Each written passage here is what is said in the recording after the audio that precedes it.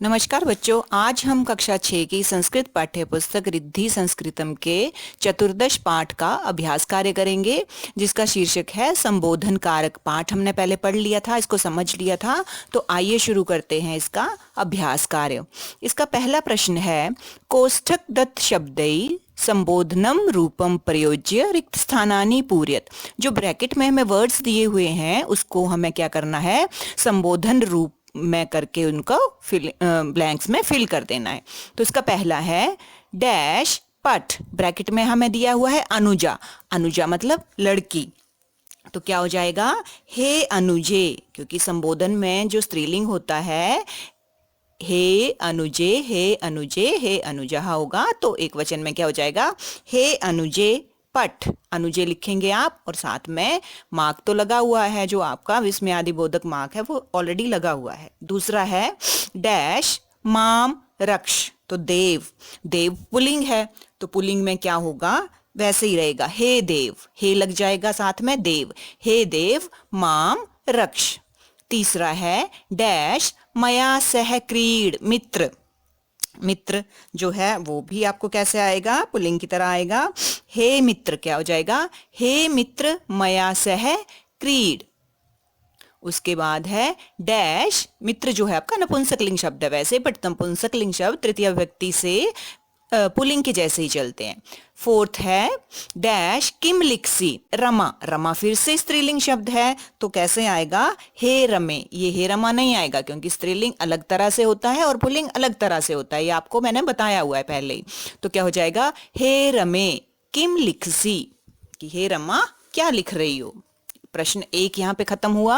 प्रश्न 2 है रिक्त स्थानानि पूर्यत। ये संबोधन में ही हमें क्या करने हैं, ब्लैंक जो है फिल करने हैं। शब्द रूप आपने याद किए हुए हैं, पुल्लिंग और यहाँ पे स्त्रीलिंग।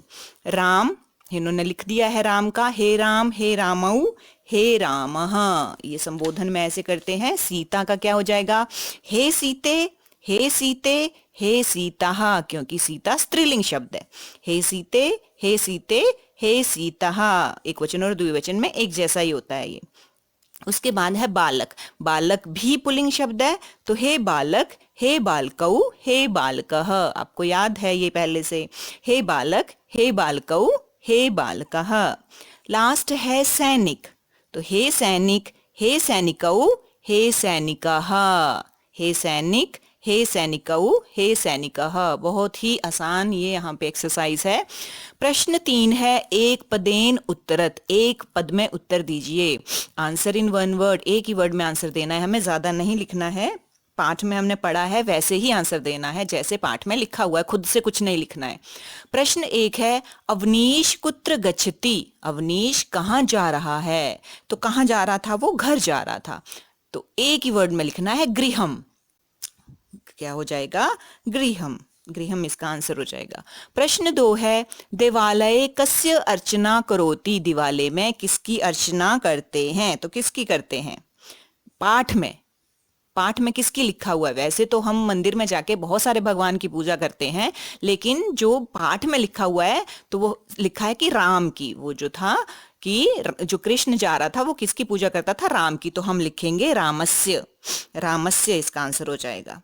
बालकः क्रीडा क्षेत्रे किम कुर्वन्ति, प्रश्न 3 है बालकः क्रीडा क्षेत्रे किम कुर्वन्ति, बालकः बहुवचन में, बच्चे, बालक क्रीडा क्षेत्र में क्या कर रहे हैं या क्या करते हैं, तो वो क्या करते हैं, खेलते हैं, क्रीड़ा क्षेत्र में खेलेंगे। एक वर्ड में आंसर क्या लिखेंगे, क्रीडन्ति, बहुवचन में हो जाएगा क्रीडन्ति, खेलते हैं।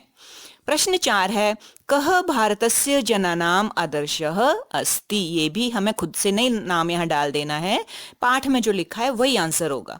तो कौन है, राम है, तो रामः, एक ही वर्ड में आंसर, कह की जगह रामः, बस यहाँ पे खत्म हो गया हमारा एक पदेन उत्तरत। प्रश्न 4 है संवादे रिक्त स्थानानि पूर्यत, संवाद हमें पूरा करना है, ये जो डायलॉग दिया हुआ है हमें कंप्लीट करना है। मोहनः, मोहन क्या बोलता है, राम किम डैश कंदुकेन क्रीडसी, तो क्या हो जाएगा, त्वम आ जाएगा यहाँ पे, किम त्वम कंदुकेन क्रीडसी, क्या तुम गेंद से खेल रहे हो, त्वम, त्वम भरेंगे यहाँ पे मध्यम पुरुष।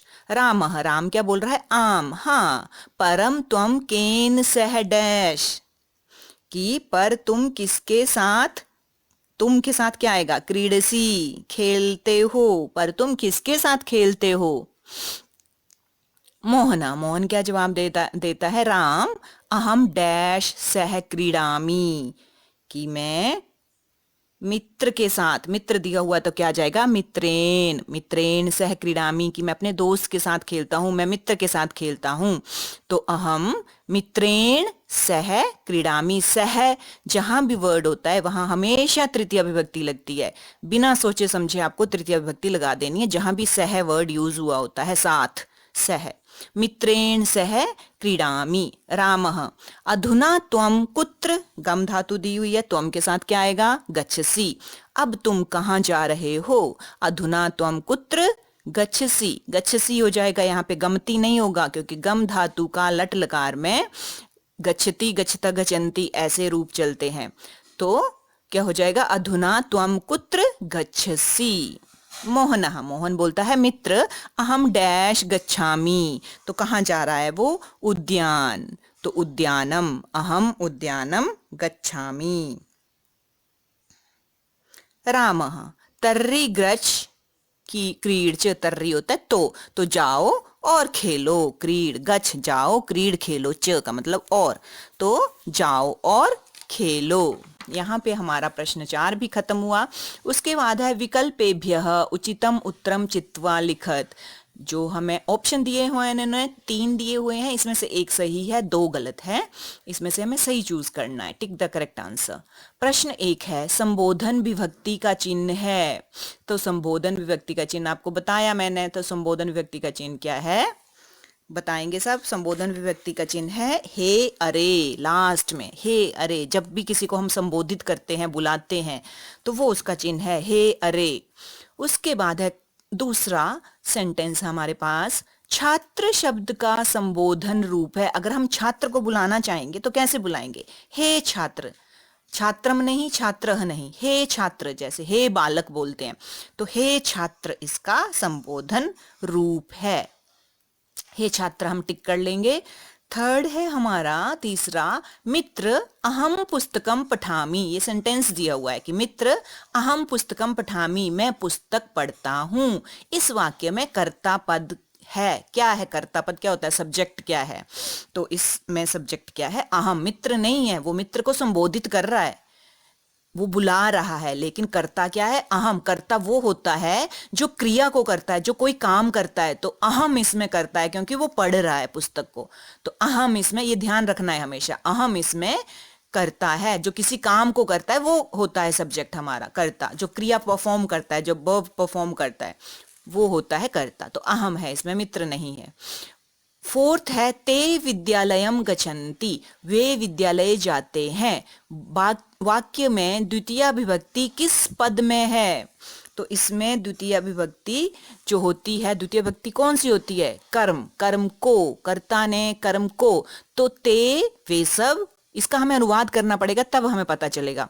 विद्यालयम, विद्यालय, गच्छन्ति जाते हैं, तो को चिन्ह किसके साथ लग सकता है, वे सब विद्यालय को जाते हैं, विद्यालय के साथ लगा क्योंकि ते को भी नहीं हो सकता, जाते हैं को भी नहीं हो सकता, विद्यालय को जाते हैं, अंडरस्टूड है, विद्यालय को जाते हैं मतलब विद्यालयम के साथ विभक्ति लगी हुई है, दूसरी विभक्ति है विद्यालयम वर्ड में, तो विद्यालयम इसका आपका सही ऑप्शन हो जाएगा, थर्ड वाला, इसमें टिक कर देंगे। प्रश्न 5 भी खत्म हुआ। प्रश्न 6 है निर्देशानुसार प्रदत्त पदानाम वचनम परिवर्तित कुरु, चेंज द नंबर। हमें क्या करना है, वचन बदल देना है उसका, जैसे जैसे इन्होंने बोला है। तो हे मित्र, हे मित्र को हमें बहुवचन में करना है, तो क्या हो जाएगा, मित्र मैंने आपको बताया अभी कि ये नपुंसक लिंग है, तो क्या हो जाएगा, मित्राणी, हे मित्राणी हो जाएगा बहुवचन में। हे मित्राणी, हे सैनिक द्विवचन में, सैनिक कैसे होगा, हे सैनिकऊ, हे सैनिकऊ, हे सैनिकऊ द्विवचन में हो जाएगा। पुत्र, पुत्र भी बहुवचन में करना है और पुत्र है पुल्लिंग शब्द, तो क्या हो जाएगा, हे पुत्रः, आ की मात्रा भी लगेगी, विसर्गें भी लगेंगी, हे पुत्रः बहुवचन में हो जाएगा। लास्ट है हमारा हे नरऊ, तो नर भी क्या है, पुल्लिंग है, एक वचन में हमें लिखना है, हे नर, क्या हो जाएगा, हे नर, ये यहाँ पे आपकी जो है वो एक्सरसाइज खत्म होती है।